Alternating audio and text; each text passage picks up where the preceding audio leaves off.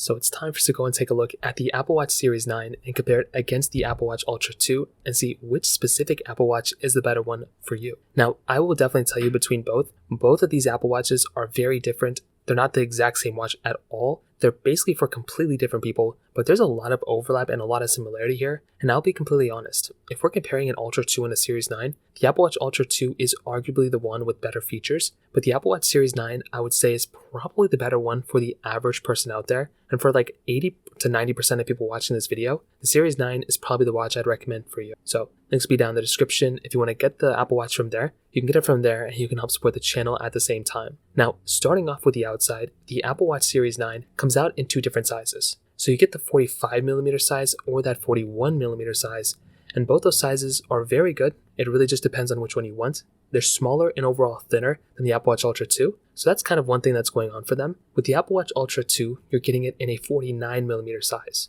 So a little bit bigger, but it's a titanium casing versus the aluminum and stainless steel casings on the Apple Watch Series 9. So it overall feels much better in the hand. It feels more premium. And it's probably the one, like I said before, that I would recommend people to buy because it's just a bigger one. And if you don't really care about the size, and if you have all the money in the world, then definitely the Ultra 2 is the one that probably makes a little bit more sense for some people. Now, they both have like the digital crowns on the right side, which is a nice little touch. They have the side buttons too, but the Apple Watch Ultra 2 has those buttons sticking out a little bit more, but also you have that action button on the Ultra 2. The Series 9 does not have an action button, which is probably fine for a majority of people out there. Now, both of them have the bands that come standard, which is perfectly good. You can interchange the bands on the top models of both these, which is really nice. You also have the wireless charging pad on the back of both of them too, which again is a really, really nice touch. And there's not really too many differences here. Like, there's a lot of overlap for sure, but the Ultra 2 is a thicker and bigger watch with more buttons. The Series 9 is a more common watch that is probably more comfortable to hold for the average person out there. Now, on top of that, the Ultra 2 is more expensive, $799 for that watch versus the Series 9, $499. That's like another slight change there too, which is another big thing to keep in mind. You're getting always on displays on both,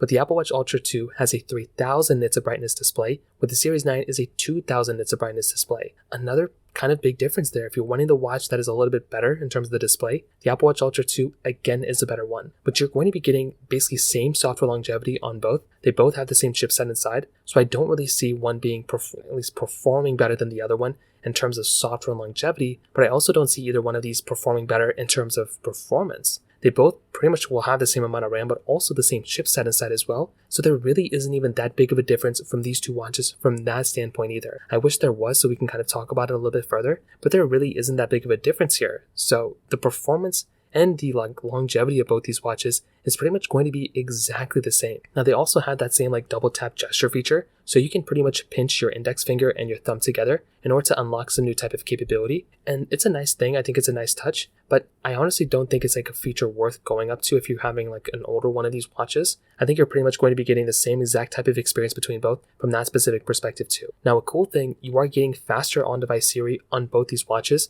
which is a really nice touch as well. So having that type of capability again is really nice, and personally for me, it's a really nice thing to have. When you're having these types of capabilities, it's a super nice thing to have on-device Siri in that specific perspective as well. They both have the blood oxygen applications, ECG apps. You can check your temperature. You can check your high and low heart rate notifications. You can check notifications just in general, phone calls, all this other stuff. So there's definitely a lot of overlap. You're getting twice the amount of water resistance on the Apple Watch Ultra 2, and you are getting pretty much twice the amount of battery life on the Apple Watch Ultra 2. So overall, the Apple Watch Ultra 2 is the better Apple Watch in basically every single way. It is the one that I'd recommend a majority of people to buy. I think the Series 9 though is the one that I would recommend everyone to buy. Ultra 2, if you're okay with a bigger watch, go for it. But the average person probably is not okay with that. And for every single person out there, you can get a Series 9 and you can spec it out even further. A 41 or 45mm casing. The Apple Watch Ultra 2 comes out in one size, the 49mm size. So take it from me, I'd probably just recommend you to buy the